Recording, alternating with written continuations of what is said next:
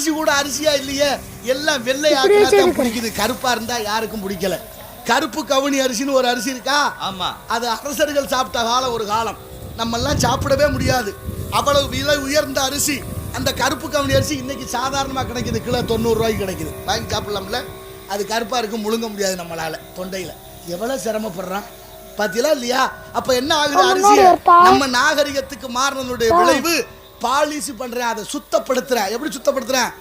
ஆங்கிலத்துல பாலிசி, அது சாதாரண பாலிசில சிலிக்கி பாலிசா. சிலிக்கி, ஆமா, சிலிக்கி பாலிசினா சுத்தமா அரிசி கனமா இருந்தா கூட அதை இழைச்சி ரொம்ப சிறிய ரகமாக மாத்துகிறார்கள். அப்படி மாற்றுதனுடைய விளைவு நமக்கு நோய் பூரா வந்துருச்சு. நஞ்சை சாப்பிட்டுக்கிட்டு முழுங்க முடியல. அப்படி நம்மகிட்ட இருந்த பாரம்பரியமான அரிசிகளை விட்டுட்டோம்.